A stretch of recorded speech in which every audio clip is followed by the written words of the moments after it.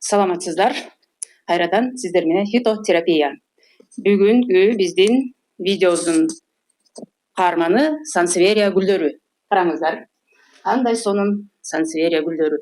Сансевериянын бир канча сорттору жана түрлөрү болот. Кандай сонун. Жана дагы бул сансеверия гүлү үйдөгү абаны тазалоодо эң сонун гүлдөргө кирет. Хлорофитум сансеверия үйдөгү абаны тазалоодо аябай сонун чоң жардамын тийгизет.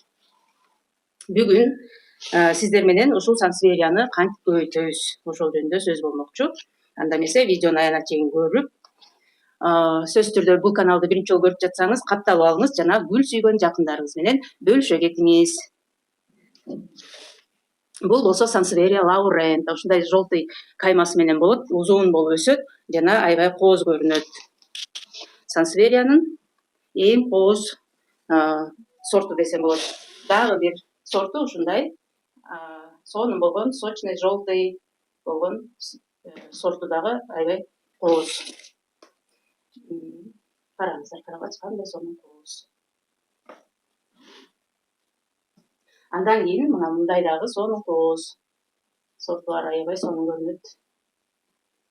Азыр сиздер менен биз сансеверия зейланикадан кесип көбөйтүүнүн жолдорун көрсөтөмүн. Караңыздар, бул зейланиканын бул жерде жалбырактары сынып калган экен. Азыр ошол сынып калган жалбырактарын алып, мындай алып туруп, чиринтип алып кеткенбиз. Мына бул жерде дагы бир жалбырагы сынып калыптыр. Мындай кылып, мына эки жалбырак кесип алдык. Ал эми могу жанындагылар болсо ушундай болуп кесип алып, анан ошо жалбырактан тамырлап, анан чыккан череноктор ушундай караңыздар, сонун болуп өсүп келатышат. Дагы лишний жалбырактар болсо алып кесип, бул сансевериябызды формага келтирип коеюн, кийинкисинде жакшы сонун болуп өсө берсин. Моякта дагы бир бутагы мындай кыйшайып жакка жатып калган экен. Муну дагы негизинен алып салсам эле жакшы болчу да экен. Ошол себептен азыр муну тоже алып салам, могу түбүнөн эле кесейин. Бул сансеверияны сууга салып койсок деле тамырчат, же болбосо кайра деле ушул жерге отургузуп койсок тамырчат. Азыр сиздерге көрсөтөм, мына караңыздар. Мына бул жерде уже быжырап өзү деле тамыр чыгайын деп калыптыр да, могу жерлериндечи. Тазалап туруп, моундай ашыкча, некрасивый жалбырактарын алып туруп, чтобы биягы текши өсүш үчүн.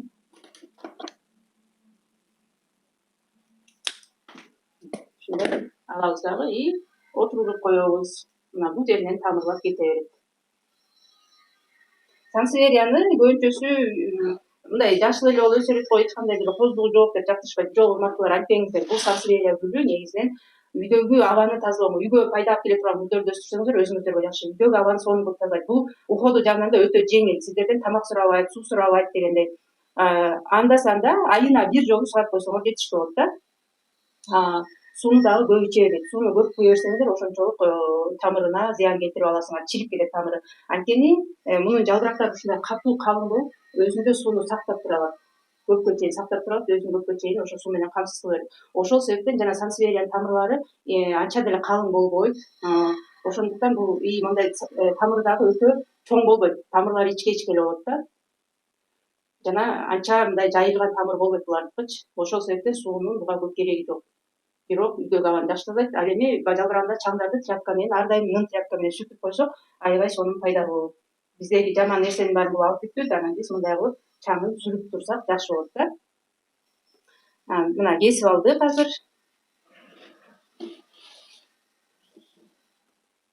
Эми силер кааласаңыздар ушул бойдон деле сууга салып койсок болот. Бирок мен мындай кылып салбаймын дагы.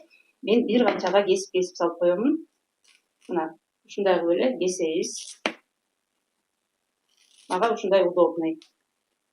Муну экиге бөлүп коем. Мындан дагы мындай кылып кессек болот негизиненчи. Мына мындай кылып жөн эле стаканга суу куюп, стакан түбүнө өтөгө эмес, ушундай эле суу алабыз дагы и ушул стаканга эле мындай кылып салып койсок жетиштүү. Суусу жок калса кайрадан кичинеден ушундай эле суу куюп койсок болот. Өтө көп салбайбыз, чирип кетет антпесе, ушул эле болот. Же болбосо урматтуулар, ушундай стаканга топурак салып бир аз, анан ошол топуракка отургузуп койсоңуздар болот. Топурагыңыздар ар дайым нымдуу болуп турса жетиштүү. Караңыздар, бул сансеверия муншайн, белая луна же болбосо это пилдин кулагы деп коет экен орусча айтканда. Мына бул жерде уже баласы чыгып келатат. Жана бул муншайндын мынакей чоңун көрсөтөйүн. Мына бул чоң муншайн. Муншайн негизи ак болот. Освещение жакшы жерде турса, могу серебристый цвет болот. Азыр освещение жакшы болгон үчүн жашыл болуп калган да. Анан муншайнды караңыздар эми. Быжырак түбүнөн укмуш болуп, мына балдары чыгып келатат. Ягынан чыгып келатат. Эми муну жаз алды чоң идишке которуп коемун, пока ушундай эле тура берет. Өзүңүздөр көргөндөй топурагы кургап калган, суну анда санда эле куябыз. Бүгүн буларды сугарып коет экенмин.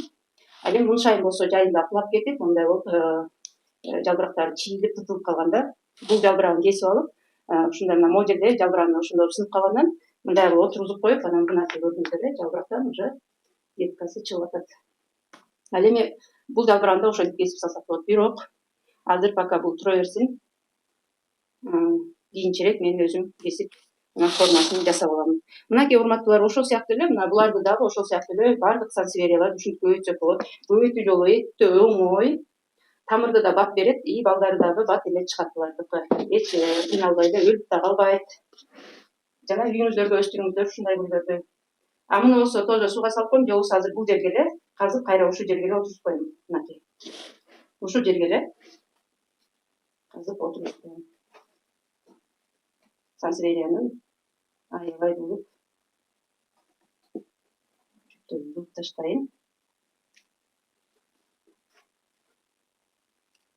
Азыр могу жерге коем, аябай кургап кетти, и азыр буларды сугарып коюшум керек. Болду, мына мындай кылып отургузуп коем. Ушул жерден тамырлар өсө берет. Башка эч нерсенин кереги жок.